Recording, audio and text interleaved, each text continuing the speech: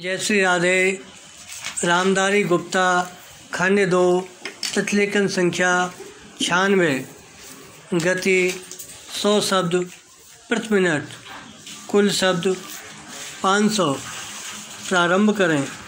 सभापति जी, शिक्षा का दूसरा प्रयोजन यह है कि वह प्रत्येक मानव को अपनी कर्मेंद्रियों का ऐसा प्रयोग सिखाए जो उसे अपनी शारीरिक और अन्य प्रकार की आवश्यकताओं की पूर्ति करने के योग्य बना सके।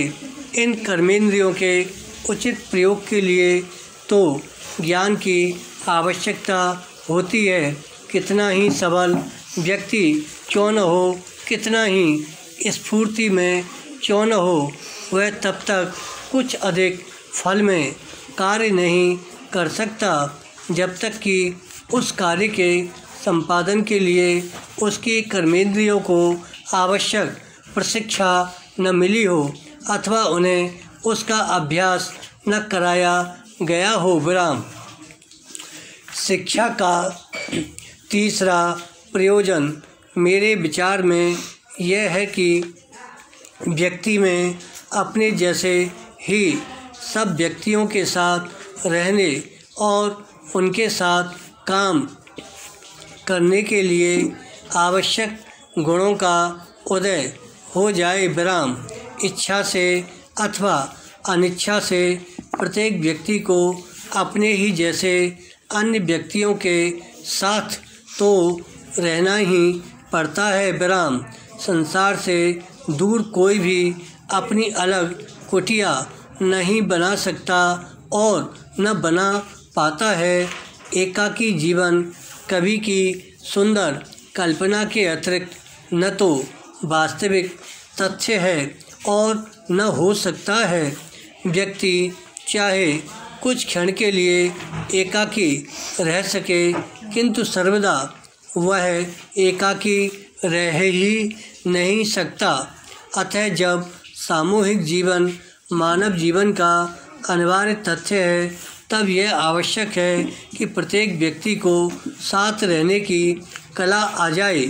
पिछली शताब्दियों में जब सामूहिक जीवन का क्षेत्र सीमित था और जब आर्थिक क्रियाएं इतनी केंद्रित नहीं हुई थीं, इन तीनों प्रयोजनों के लिए संगठित प्रयास करने की तथा उनमें प्रतिक्षण संतुलन बनाए रखने की विशेष आवश्यकता न थी।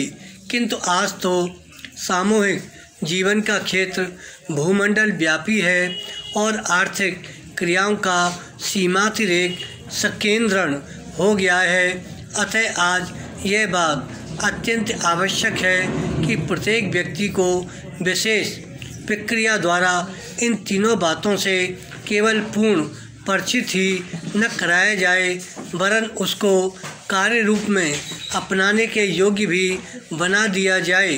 अतः पिछली कुछ दशाब्दियों में सारे जगत के लोगों को अतीत से दाय में मिली शिक्षा व्यवस्था में मूलभूत परिवर्तन की आवश्यकता का अनुभव होता रहा है और विभिन्न देशों में विभिन्न प्रकार के परिवर्तन होते भी रहे हैं। यह कहना अनुचित न होगा कि पिछले दिनों जगत भर में शिक्षा के क्षेत्र में भी वैसी क्रांति होती रही है जैसी कि आर्थिक और राजनीतिक जगत में हुई है। विराम। किंतु दुर्भाग्यवश हमारे देश में और विशिष्टतया इस बिहार राज्य में शिक्षा के बारे में वैसी कोई व्यापक क्रांति नहीं हुई है। विराम। इस दिशा में लोगों का ध्यान तो गया है, किंतु कार्य क्षेत्र में उसका अभी कोई उल्लेखनीय फल दिखाई नहीं पड़ता। यह ठीक है, किसी सीमा तक हमारी शिक्षा संस्थाएं शिक्षा के प्रथम प्रयोजन को पूरा करती हैं। इन संस्थाओं के सदस्यों को पिछली पीढ़ियों की संचित अनुभूति से किसी सीमा तक परिचित अवश्य कराया जाता है, किंतु यह परिचय कराने का जो उद्देश्य है, अर्थात विवेक या विचार बुद्धि को सजग, सक्षम और सामर्थ्यवान बनाना, वह पूरा नहीं हो रहा है। धन्यवाद।